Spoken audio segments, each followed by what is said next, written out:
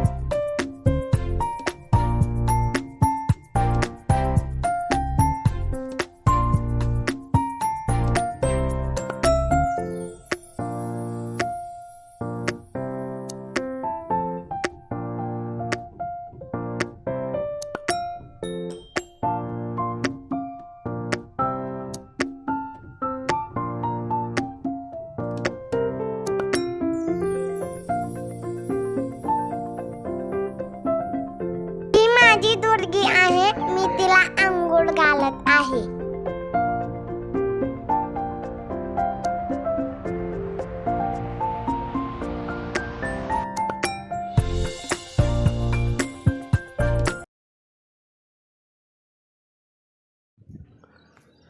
आज इथं माझी आई बैलांसाठी खिचडा बनवते आहे. खिचड्यामध्ये सर्व प्रकारचे धान्य कडधान्य असतात. ते असं उकळामध्ये बारीक कुटून बनवायचं आहे आणि संध्याकाळी बैलांना, म्हशीला, गाईला हे खिचडा शिजवून त्यांना चारायचं आहे आणि त्याच्यानंतर त्यांची पूजा करायची बैलांची. त्याच्यामुळे हे पहिला सुरुवातीचे कामं असतात. खिचडा कसा बनवायचा ते हा व्हिडिओमध्ये दाखवलेला आहे. आता इथं हे आरतीची तयारी चालू आहे. ताटबीट चांगलं सजवलेलं आहे आरतीचं आणि इथं आता बैलांची आरती करायची आहे.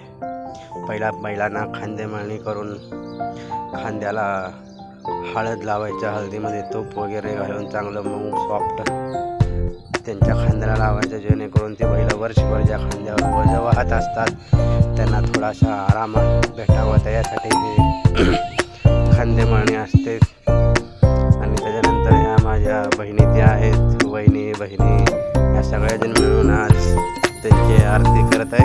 आणि आरती केल्यानंतर त्यांच्या बैलांना ते खिचडा ते खाऊ घालतात. या सगळ्या माझ्या बहिणी आहेत, त्या आरती करताना तुम्हाला दिसत असतीलच. बहिणी आहेत, वहिनी आहे, बायको आहे आणि सगळे बारकी चुली पिल्ली पण आहेत. त्याच्यानंतर आता या आरती झाल्यानंतर बैलांना जो सकाळी खिचडा केलेला आहे तो शिजवून त्यांना खाऊ घालायचा आहे.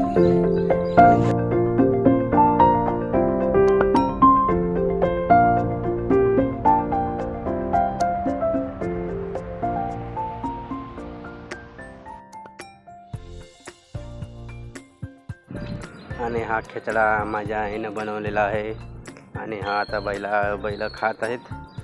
बैल खिचड्यामध्ये गोळ घातलेला आहे, तूप घातलेला आहे, त्यात सर्व प्रकारचे धान्य कडधान्य मिक्स करून बैलांना खायला घालतात आज संध्याकाळी खांदेमळणी दिवशी. त्याच्यानंतर